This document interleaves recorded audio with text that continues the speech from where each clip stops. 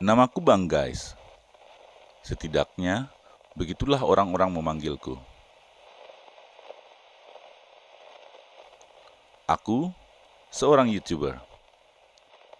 Bagiku memulai lebih baik daripada membiarkan ide terbias dalam khayalan. Berhasil atau tidaknya, biarlah proses yang akan menilai.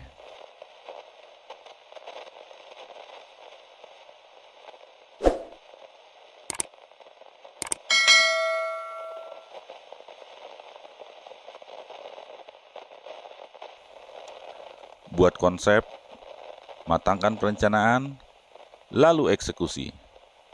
Itu yang terpenting.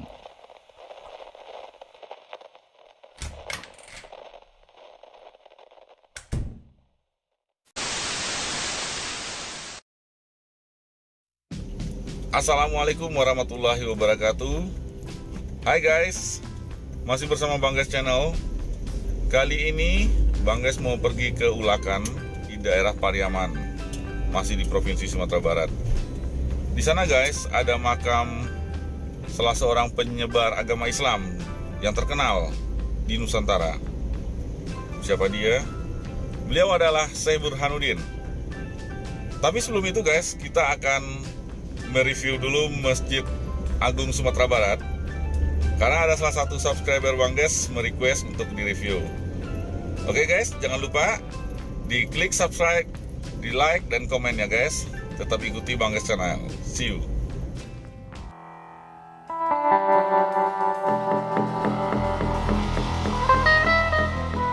Masjid Raya Sumatera Barat adalah merupakan masjid terbesar di Sumatera Barat yang terletak di Jalan Khatib Sulaiman, Kecamatan Padang Utara, Kota Padang.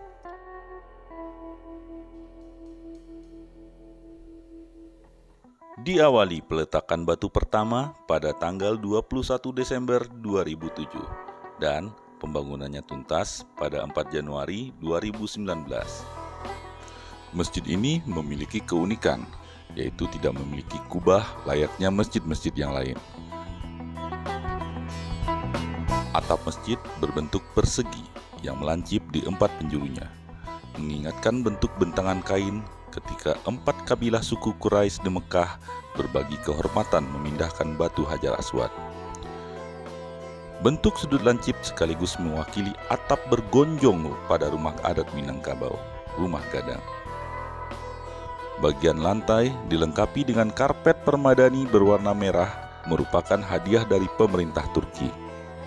Interior bagian mihrabnya dibuat menyerupai bentuk Hajar Aswad dengan atapnya yang dihiasi ukiran Asmaul Husna berwarna keemasan.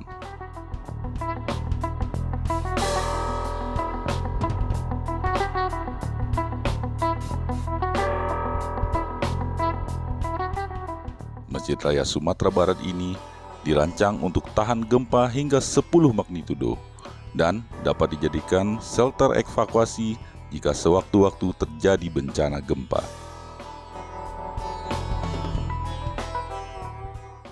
Guys, sayang sekali guys, kita tidak bisa mereview banyak tadi di Masjid Raya Sumatera Barat, karena di dalam masjid itu lagi ada kegiatan pesantren Ramadan.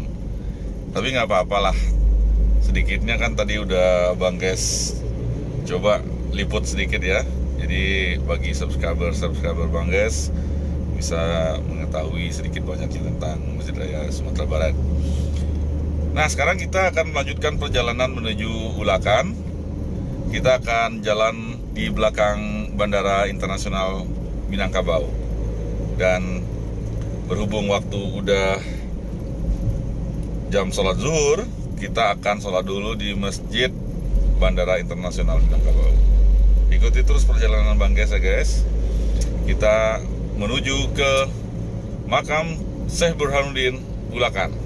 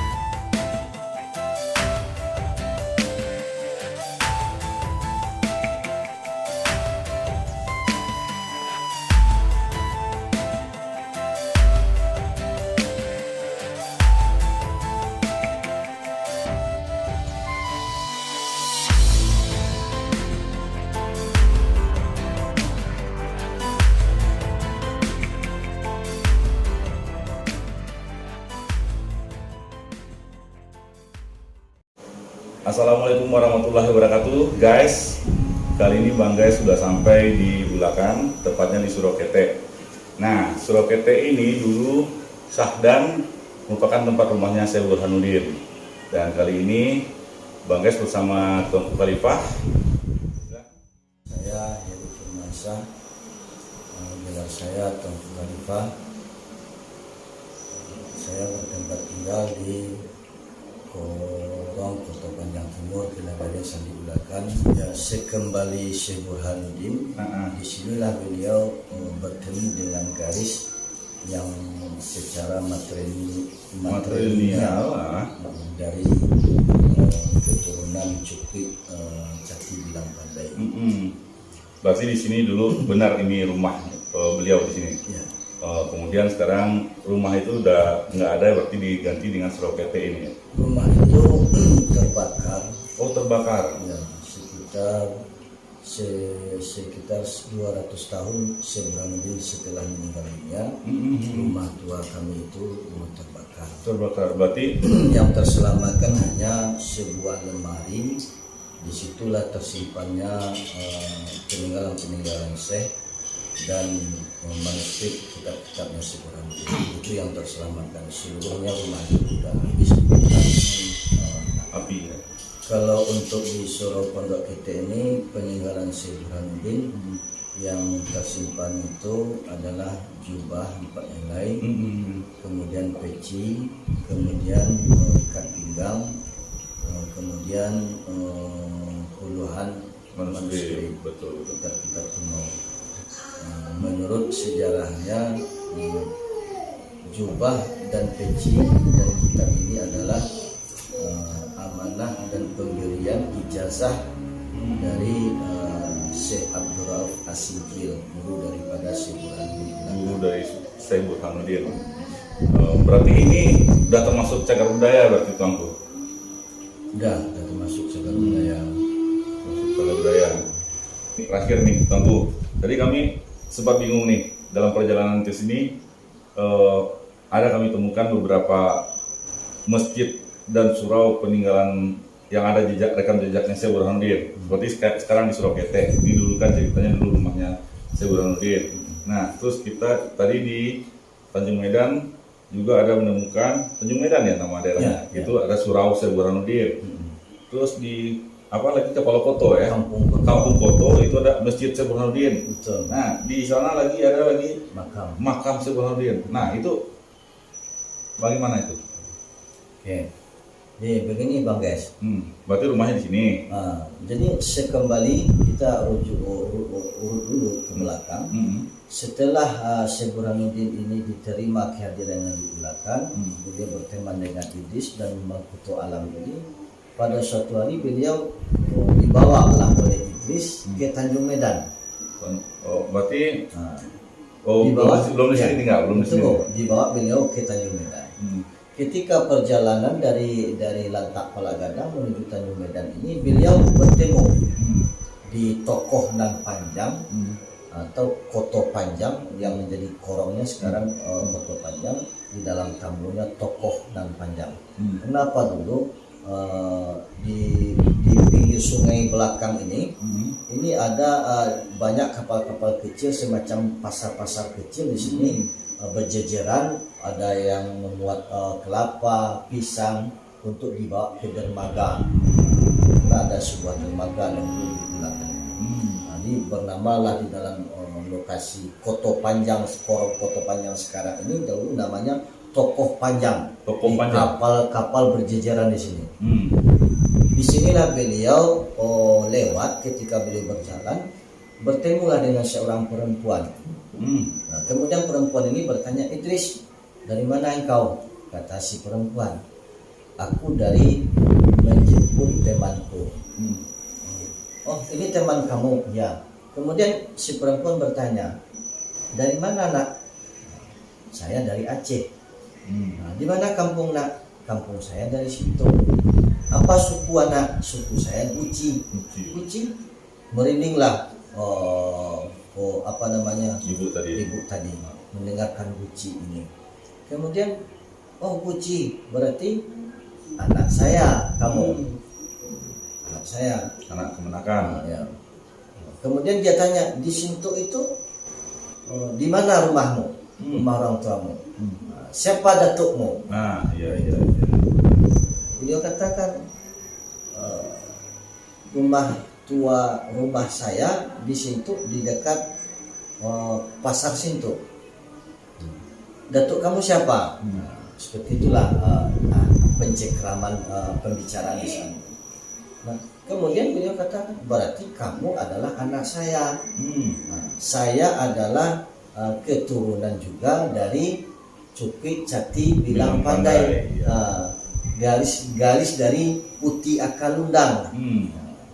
Jadi berarti ibu saya. Maka beliau tinggalkanlah.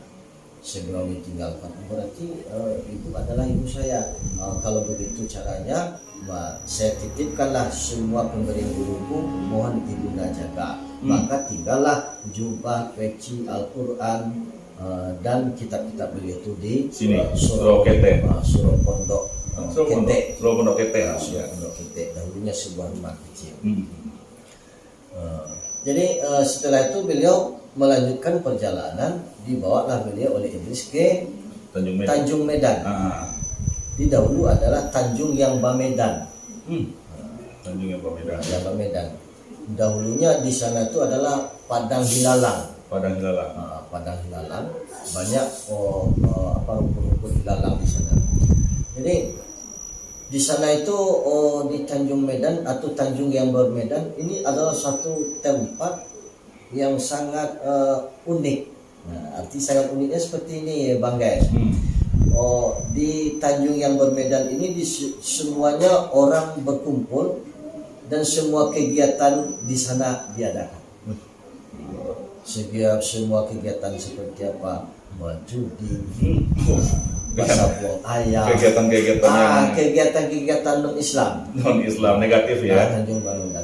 Jadi tercenganglah beliau melihat. Akhirnya beliau katakan oleh Idris, ini tanah siapa? Ini tanahku. Idris, jikalau engkau izin, kita dirikan di sini sebuah surau. Ya. Disinilah tempat aku yang lebih pantas untuk dakwah Islamiyah.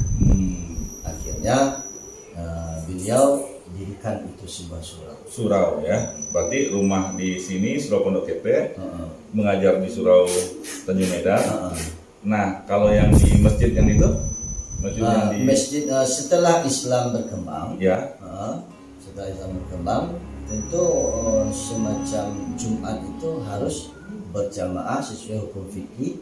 Maka beliau sepakat dengan para nenek mama dan pemangku adat untuk mendirikan sebuah masjid. Oh gitu, itu makanya masjidnya di Koto Panjang. Di Kampung Koto.